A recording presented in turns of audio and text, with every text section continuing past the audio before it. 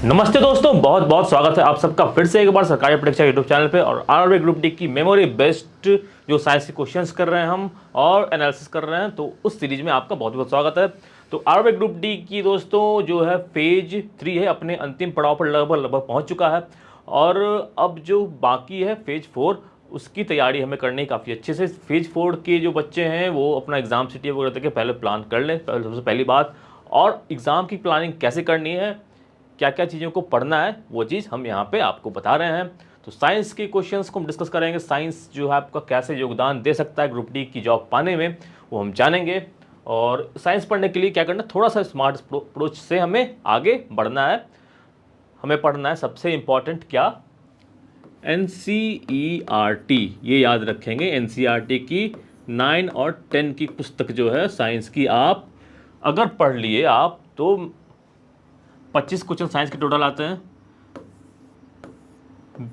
23 से 24 क्वेश्चन जो हैं वो यहीं से आते हैं। मिनिमम 23 क्वेश्चन यहीं से आएंगे। NCERT 9, 10 आप पढ़ लो, बहुत सारे सवाल आपके बन जाएंगे। साइंस पढ़ने की सबसे अच्छी बात ये होती है कि अब कॉन्सेप्ट पढ़ना पड़ता है। आपको ज़्यादा चीज़ें, बहुत ज़्यादा चीज़ें रटने की ज़रूरत नहीं पड़ती है। कॉन्सेप्ट्स पर फोकस रखोगे तो आपसे कई सारे सवाल बन जाएंगे, इजीली आप कर पाओगे। तो प्रैक्टिस की चीज़ है। तो प्रैक्टिस कैसे आएगा, ज़्यादा से ज़्यादा हमें क्या करना है, मॉक टेस्ट लगाना है। और अपनी जो गलतियाँ जो हम हो रही हैं, जो सिली मिस्टेक्स हो रही हैं, वो सब उससे क्या होगा, धीरे धीरे कम होते जाएंगे। और मेन एग्जाम पे जब आप आएगा तो आप अच्छा स्कोर कर पाओगे, आपकी एक्यूरेसी, स्पीड सब सही हो जाएगी। ठीक है, तो दोस्तों अब क्या करेंगे, हम स्टार्ट करेंगे 14 और 15 सितंबर के सवालों को। सबसे पहला सवाल आपको यहाँ पर दिख रहा होगा कि निकट दृष्टि के लिए कौन सा लेंस का इस्तेमाल होता है। Lens use for near sightedness. तो नियर साइटेडनेस मतलब क्या होता है कि जो कोई भी चीज़ जो है हमें हमारे देखने की क्षमता वो कितनी होती है, वो इन्फिनिटी तक हो सकती है, यानी कि अनंत दूर तक हम सीधा देख सकते हैं। एक नॉर्मल ह्यूमन आई की बात कर रहे हैं। ठीक है, अनंत का मतलब ये नहीं हुआ कि आप 4-5 किलोमीटर तक देख रहे हैं, जहाँ तक मतलब आपको सीधा सीधा दिख सकता है, आप देख रहे हैं सही से, आपको वो चीज़ें दिख रही हैं। तो जिन्हें ये निकट दृष्टि वाला जो बीमारी हो जाती है, वो हो जाती है, मायोपिया हो जाता है, तो उनका क्या होता है कि उन्हें जो चीज़ें हैं वो इन्फिनिटी पे से बहुत पहले तक ही दिख पाती है, उसके आगे की चीज़ उन्हें साफ साफ नहीं दिख पाती, यानी एक पॉइंट के आगे की चीज़ उनको साफ साफ नहीं दिख पाती है। तो जो हमारा आँख होता है, आँख जो होता है हमारा, ये 25 सेंटीमीटर से लेकर अनंत तक जो है वो क्लियरली देख सकता है।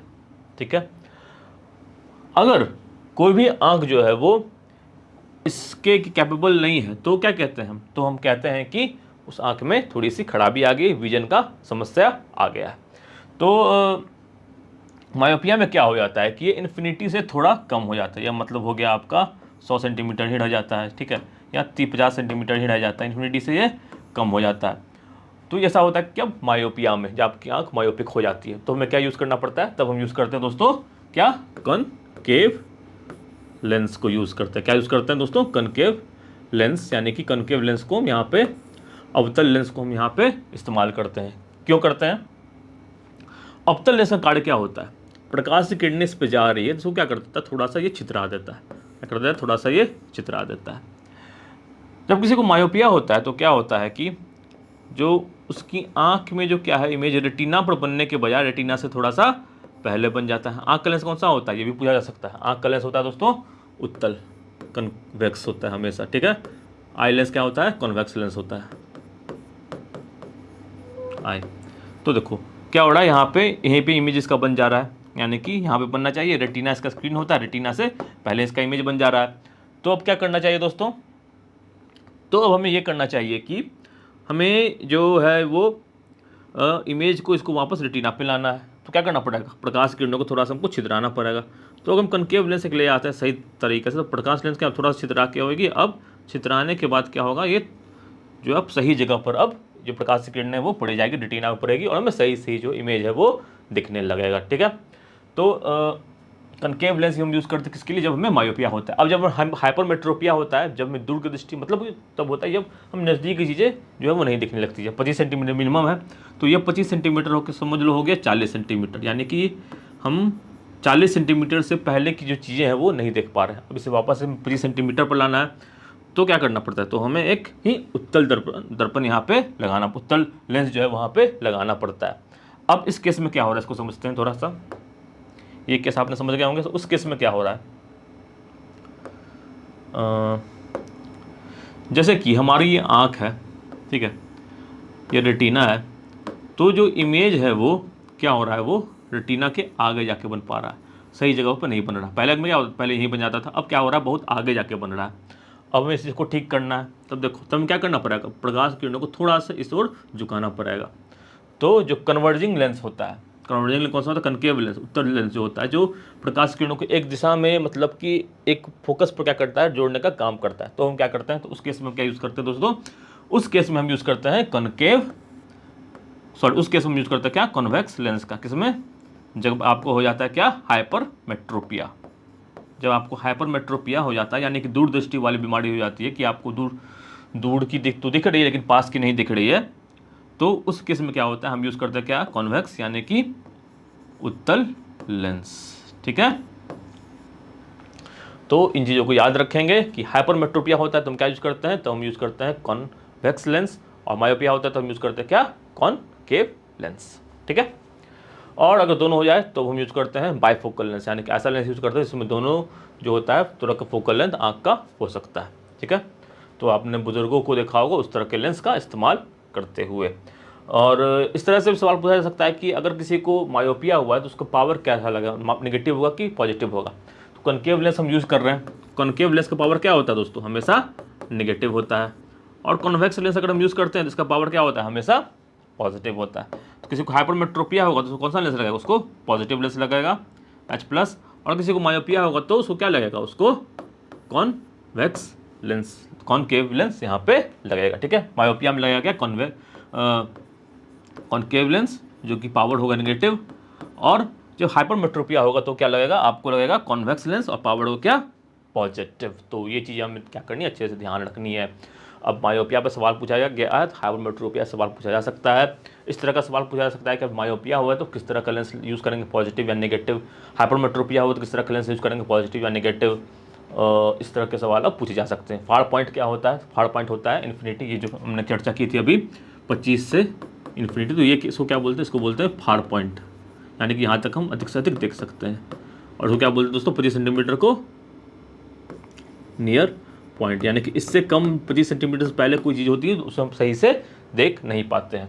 तो इन चीज़ों पे सवाल जो है आगे आने वाले शिफ्टों में पूछा जा सकता है।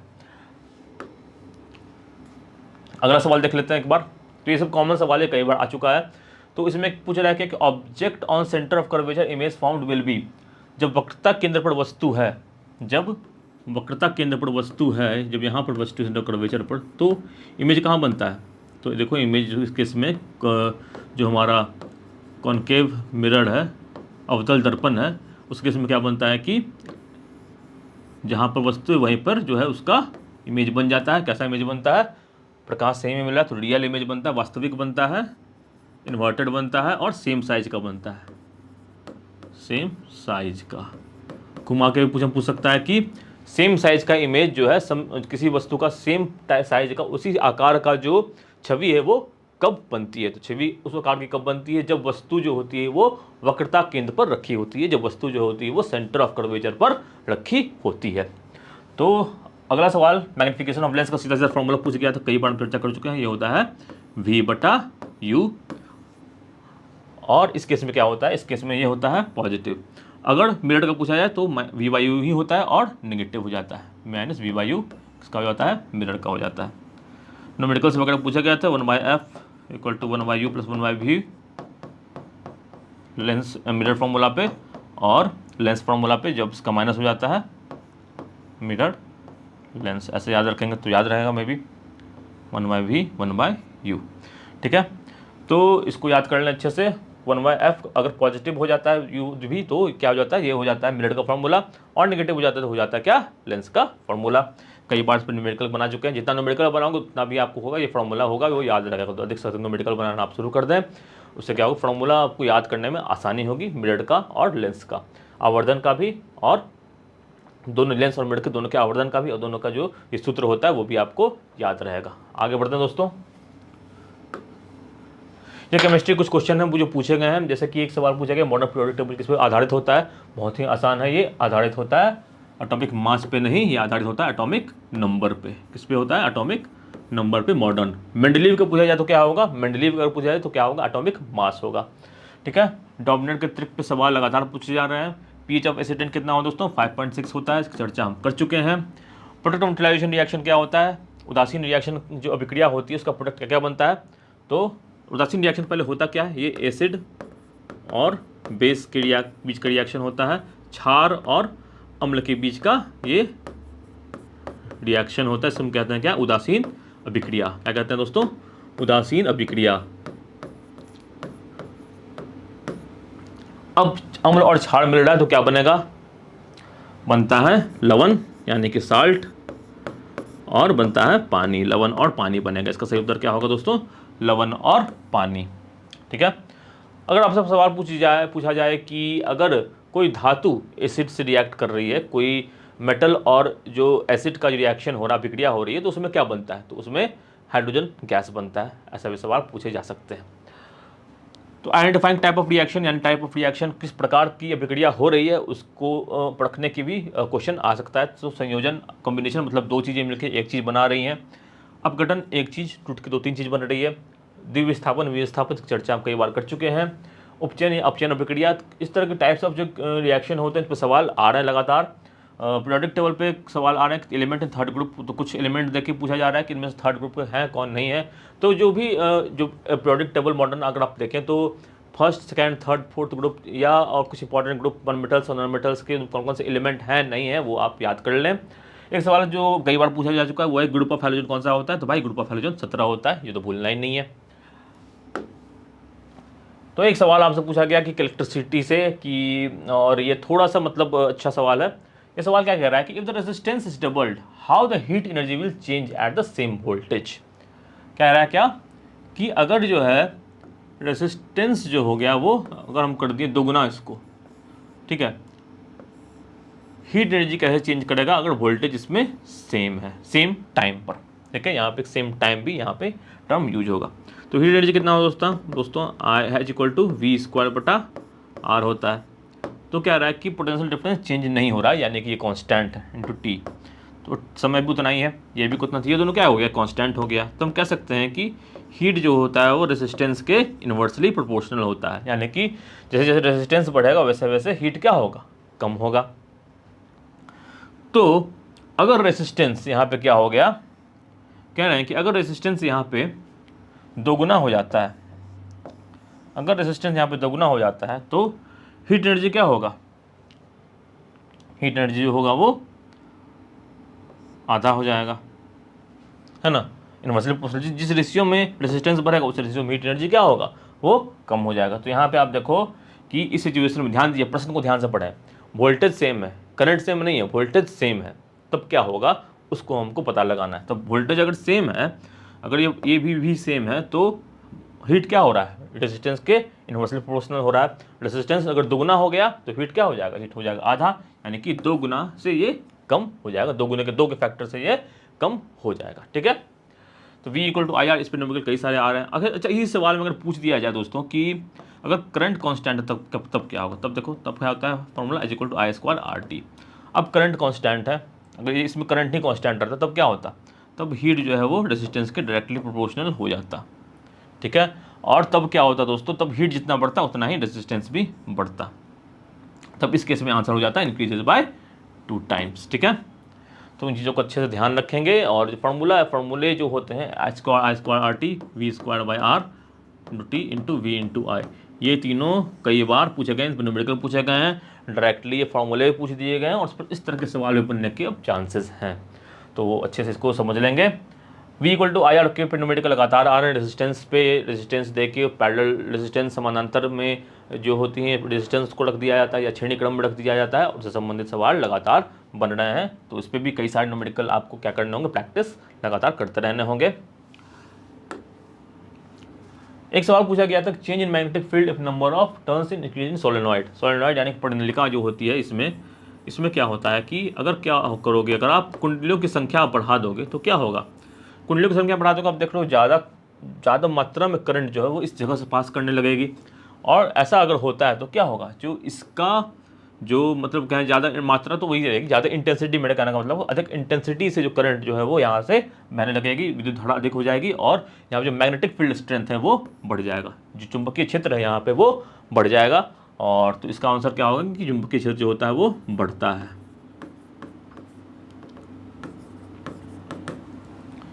एक और सवाल पूछा गया कि मैग्नेट को अगर सीधा सीधा रख दिया जाए तो किस डायरेक्शन में आता है, तो वो हो जाता है किसमें, नॉर्थ साउथ डायरेक्शन में, नॉर्थ और साउथ डायरेक्शन में होता है। इसका उत्तर क्या होगा, नॉर्थ और साउथ डायरेक्शन में होता है। ठीक है, कभी भी आप करके इस एक्सपेरिमेंट को देख सकते हैं अगर आप मैग्नेट होगा आपके पास, और आपने हो सकता है बचपन में भी कई बार किया होगा। आगे बढ़ते हैं। तो ये बायोलॉजी कुछ इंपॉर्टेंट क्वेश्चन से पूछे गए। माइटोकॉन्ड्रिया का पायरुविक एसिड के बारे में से क्या संबंध होता है, किस मेथड से बनता है ये, तो बनाता है ग्लाइकोसिस से बनाता है। किससे बनाता है, ग्लाइकोसिस प्रक्रिया से क्या होता है, माइटोकॉन्ड्रिया में पायरुविक एसिड का निर्माण होता है। तो ग्लूकोज से बनता है और ग्लाइकोसिस प्रक्रिया यूज होती है। एड्स किसको इफेक्ट करता है, तो एड्स जो होता है हमारे प्रतिरोधक क्षमता को इफेक्ट करता है, हमारी इम्यूनिटी को इफेक्ट करता है, इम्यूनिटी सिस्टम। तो ग्लूकोज का केमिकल फॉर्मूला क्या होता है, कई बार पढ़ चुके हैं, C6H12O6 होता है। और इसकी जो रिएक्शन है, ग्लूकोज बनने का जो रिएक्शन होता है फोटोसिंथेसिस का, उस पर भी सवाल आ चुका है। ग्रीन, पत्तियों ग्रीन होने के कारण क्या होता है, बचपन से पढ़ते आ रहे हैं, पत्तियों ग्रीन होने के कारण होता है दोस्तों क्लोरोफिल। ठीक है, मेंडल के एक्सपेरिमेंट से सवाल पूछे गए हैं, वही टीटी वाला जिसकी चर्चा पिछली वीडियो में मैंने की थी, डोमिनेंट ट्रेट और इनहेरिटेड ट्रेट पे, जो कौन सा डोमिनेंट होता है कौन सा इनहेरिटेंट होता है। तो मेंडल का जो एक्सपेरिमेंट है इस पर सवाल आया हुआ है। Lining of mouth, lining of blood vessels से कौन से उत्तक से बनते हैं, एपिथेलियम उत्तक से बनते हैं। यहाँ पे आप पता क्या चल रहा है कि हम एनिमल टिश्यूज़ में जो आरबी ग्रुप डी अब उसने लगा है, एनिमल टिश्यूज़ के क्वेश्चन अच्छे आने लगे हैं। तो आगे भी एनिमल टिश्यूज़ पे सवाल अब बन सकते हैं। एनिमल टिश्यूज़ के कितने प्रकार होते हैं और कौन से टिश्यूज़ का कहाँ इस्तेमाल होता है। इसके अलावा एक सवाल जो है वो मसल सेल पर भी, मसल टिश्यूज़ पर भी पूछा जा चुका है। तो देख सकते हैं हमारा जो टिश्यूज़ होता है, मतलब कि ह्यूमन बीइंग्स का जो टिश्यूज़ होता है उस पर सवाल बनते आ रहे हैं। आगे बढ़ते हैं दोस्तों। तो इंपॉर्टेंट पॉइंट्स अब देख लेते हैं क्या क्या पूछे गए हैं। तो एक लाइट से 2-3 सवाल हर शिफ्ट में आ रहे हैं, मैग्नेट से 1-2 सवाल पूछे जा रहे हैं, इलेक्ट्रिसिटी से 3 से 4 सवाल पूछे जा रहे हैं, जो हीट एनर्जी इसकी होती, पावर होती, उसे सवाल पूछे जा रहे हैं। रिप्रोडक्टिव हेल्थ, यहाँ से सवाल लगातार बन रहे हैं, IVF से, निरोधक गोलियाँ से, गर्भ निरोधक गोलियाँ से, और जो नसबंदी होती है, इन चीज़ों पे सवाल पूछे जा रहे हैं। सेल एंड टिश्यूज़ पे सवाल पूछे जा रहे हैं, ह्यूमन सेल्स, प्लांट टिश्यूज़, सब पे सवाल बन रहे हैं। प्रोडक्टेबल पे कभी सवाल छूट नहीं रहा है, 2 सवाल हर शिफ्ट में आ रहे हैं। केमिकल रिएक्शंस एंड टाइप्स पे सवाल भी 1-2 आ रहे हैं, बैलेंस करने के लिए पूछ सकता है, या केमिकल रिएक्शन किस प्रकार का ये पूछ सकता है। ऑर्गेनिक केमिस्ट्री से सवाल पूछे जा रहे हैं लगातार। ऑर्गेनिक केमिस्ट्री से होमोलोगस सीरीज जो होता है कि अगला जो कंपाउंड क्या होगा, इस तरह का सवाल बहुत बार पूछे गए हैं, तो आगे पूछे जा सकते हैं। डायग्राम बेस्ड बायोलॉजी पे सवाल पूछे जा रहे हैं, तो मानव के किसी भी प्रकार, यानी कि फेफड़ों का डायग्राम या किडनी वगैरह का डायग्राम देख के उससे संबंधित जो सवाल है वहाँ पे वो पूछे जा रहे हैं। तो डायग्राम्स भी जो है आप NCERT से एक बार ज़रूर रिवाइज कर लें, क्योंकि रिविजन कर लें। NCERT के जितने भी डायग्राम हैं एक बार सबको पढ़ते चलें, सबकी लेवलिंग क्या है, तो वहाँ से आपकी ये चीज़ें है वो क्लियर हो सकती है। 1-2 मार्क्स यहाँ से क्लियर हो सकते हैं। तो एक मार्क्स जो है बहुत इंपॉर्टेंट होता है ग्रुप डी के लिए, और एक मार्क्स से काफ़ी चीज़ें चेंज हो जाती हैं। कई बार बच्चे 1 मार्क्स से भी लटक जाते हैं, आपने देखा होगा। तो मार्क्स को जो छोड़ने का मौका है ना, वो नहीं देना है। जहाँ से आप मार्क्स ऑब्टेन कर सकते हो वहाँ से आपको मार्क्स उठा लेना है, किसी भी तरीके से मार्क्स उठा लेना है। और कैसे हम स्मार्ट अप्रोच अपनाते हैं वो तो सीखना है। जैसे मैथ्स पर आ रहे हो तो मैथ्स के जो इक्वेशंस हैं, जो आप कैलकुलेशन वगैरह सीख रहे हैं, तो ज़रूरी नहीं है कि आप फिजिक्स में वो नहीं लगाओगे। क्यों नहीं लगाओगे, बिल्कुल लगाओ, वहाँ से भी अपना समय बचाओ। तो स्मार्ट स्ट्रैटेजी होती है, स्मार्ट अप्रोचेज जो होती है वो पता करना ज़रूरी होता है, और उसके लिए मॉक टेस्ट वगैरह देना बहुत ही ज़्यादा ज़रूरी होता है। तो अब जो है ये तो हमने देख लिया, तो मॉक टेस्ट की बात की है, तो कुछ क्वेश्चंस की प्रैक्टिस हम यहाँ पे भी कर लेते हैं। क्वेश्चंस के उत्तर मैं अभी नहीं बताऊंगा, क्वेश्चंस के उत्तर आपको अगले वीडियो में देखने को मिलेंगे। तो यहाँ पे आप जो कुछ क्वेश्चंस दिए हुए हैं उनको आप सॉल्व करने का प्रयास करें। क्वेश्चन क्या कह रहा है कि वर्चुअल इमेज व concave mirror is formed by when object is on focal length, when object is between focal length radius of curvature, when object is on focus, when object is at infinity. सही उत्तर क्या होगा आप note down कर लें और comment में mark कर सकते हैं आप। एक और सवाल है, which of the following tissues has dead cells, निम्नलिखित में किस उत्तक में मृत कोशिकाएं होती हैं, पैरेन्काइमा, स्क्लेरेन्काइमा, कोलेन्काइमा या एपिथेलियल टिश्यूज। इसका भी उत्तर आप बता दें। तीसरा सवाल पूछा जा रहा है कि which of the following can replace sulphate from zinc sulphate, निम्नलिखित में से कौन जिंक सल्फेट सल्फेट की जगह ले सकता है? कॉपर, कैल्शियम, आयरन या टिन। तो अगर आपने जो मेटल्स की जो रिएक्टिविटी सीरीज होती है उसको आपने पढ़ा होगा तो आप इस सवाल को आसानी से बता सकेंगे। और ये विस्थापन रिएक्शन संबंधित सवाल है, विस्थापन अभिक्रिया से संबंधित सवाल है, जो कि बहुत इंपॉर्टेंट, तीनों क्वेश्चन बहुत इंपॉर्टेंट है। हो सकता है इस तरह के सवाल आपके जो शिफ्ट बाकी है उसमें आते रहेंगे, उसको अच्छे से आप कर लें रिवाइज, ठीक है। तो दोस्तों ये थे आज के इंपॉर्टेंट जो क्वेश्चंस आए हुए हैं, उन पर क्या एनालिसिस है और क्या क्वेश्चंस बन सकते हैं, इन सब विषयों पे हमने चर्चा की। तो अगर आपको ये वीडियो दोस्तों अच्छा लगा हो तो क्या करेंगे, इसको लाइक करिए, सब्सक्राइब कीजिए, ज़्यादा से ज़्यादा लोगों तक पहुँचाइए, ज़्यादा से ज़्यादा मित्रों को इसका फ़ायदा पहुँचाइए। और स्वस्थ रहिए, सुरक्षित रहिए, अपना ख्याल रखिए, एग्ज़ाम की तैयारी अच्छे से करिए, छोटी छोटी गलतियाँ जो होती है उनको कम करने का प्रयास करें। और जय हिंद, धन्यवाद।